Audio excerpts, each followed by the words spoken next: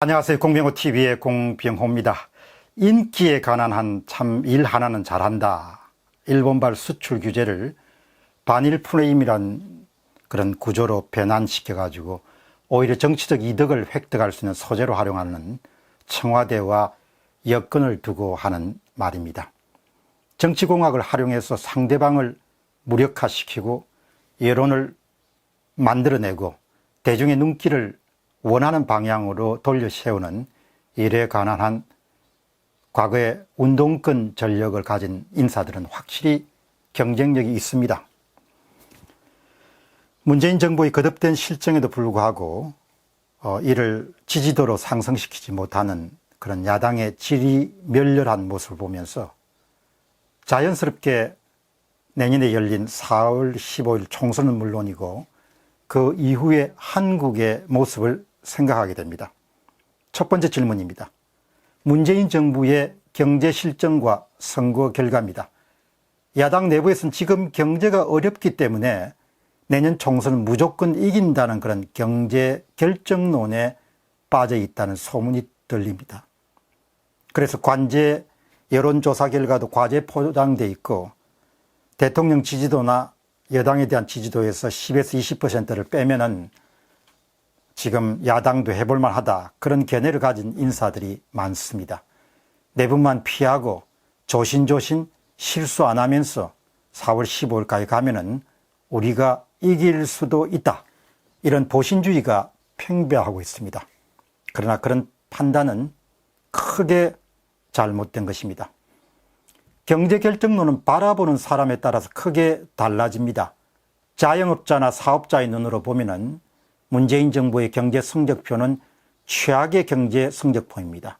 그러나 반대로 최저임금 급등으로 한 달에 몇십만 원씩 손에 더 쥐게 된 사람들에게 문재인 정부의 경제 성적표는 최상까지 아니더라도 꽤 괜찮은 그런 경제 성적표입니다. 최저임금만 하더라도 최대한 450만 명 정도가 혜택을 봅니다. 사람들에게 나라가 어떻게 되는 것은 먼 장래의 일이고 당장 중요한 것은 지금 나에게 얼마나 혜택을 주는가일 뿐입니다. 정부의 이전성 지출로 매달 몇십만 원씩 더 손에 쥔 사람들의 눈에는 문재인 정부는 야당에서 보는 것과 완전히 다르게, 완전히 다른 좋고 선한 정부로 보이기 마련입니다. 문재인 정부가 대폭 강화한 기초연금 인상, 아동수당 신설 및 확장, 건강보험 보장성 강화 등은 다음 총선에서 득표활동에 상당한 기여를 할 것으로 봅니다.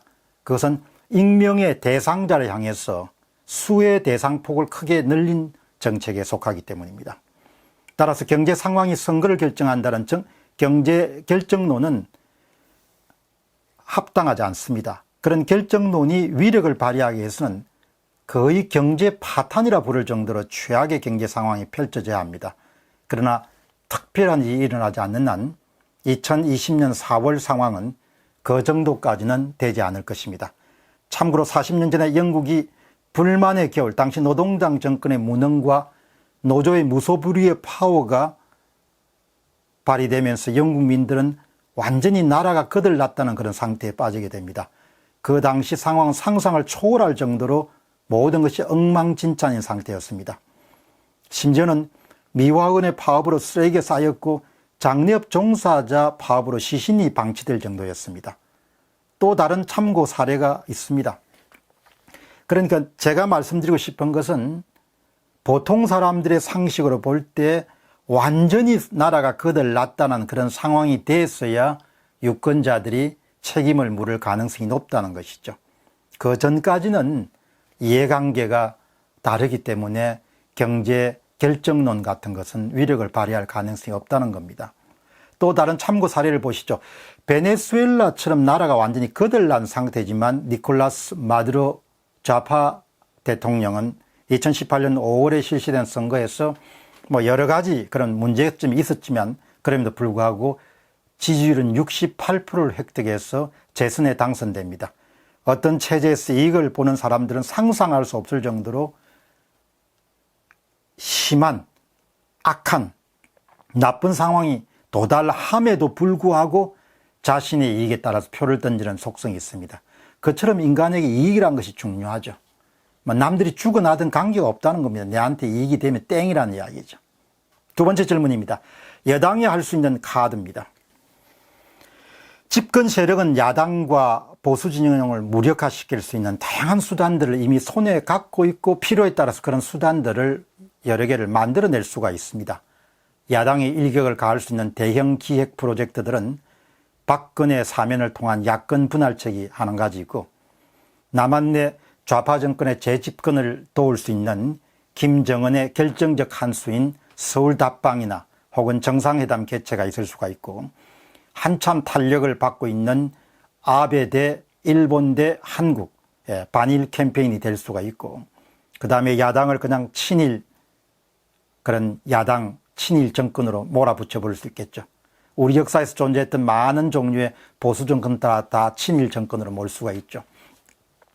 적폐 청산 수사 과정에서 다양한 용도로 기획될 수 있는 주류 사회에 대한 공격 등 소재가 무궁무진합니다.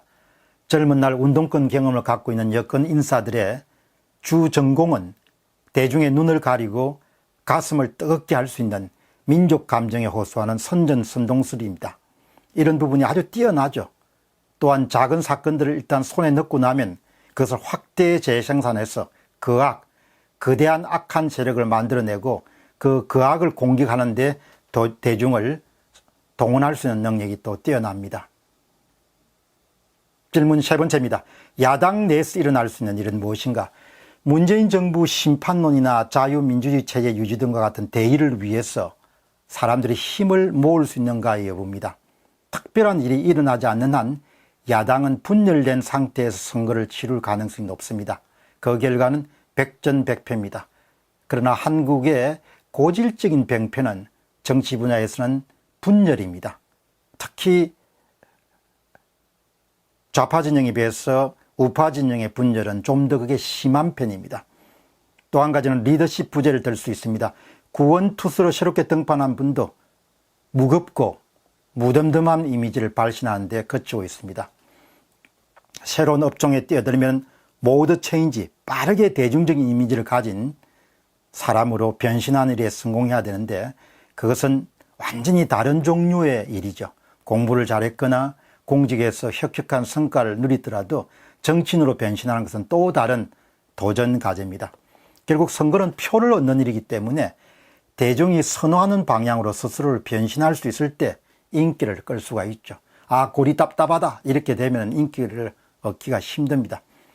마지막으로 다들 그렇게 절박하지 않습니다. 무슨 일이든 위기감이 있어야 되고 절박해야 전부를 걸고 뛸 수가 있는데 절박하지 않은 거죠.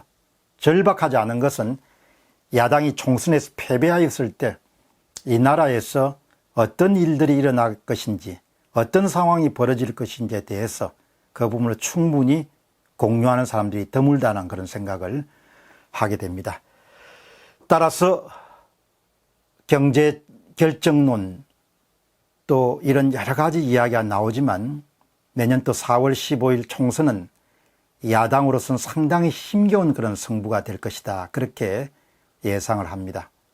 아주 최악의 경제 상황에도 불구하고 여당에 굉장히 유리한 국면을 갖고 선거를 치르지 않겠느냐는 생각이 들고 만에 하나라도 개헌 저지선이 무너지게 되면 그 다음 상황은 상당히 이제 많은 변화, 그것도 극적인 변화를 우리 사회가 경험할 가능성들이 있다고 그렇게 봅니다. 그 문제는 또 다음에 별도 시간에 한번 다뤄보도록 하겠습니다. 공병호 TV의 공병호였습니다. 감사합니다.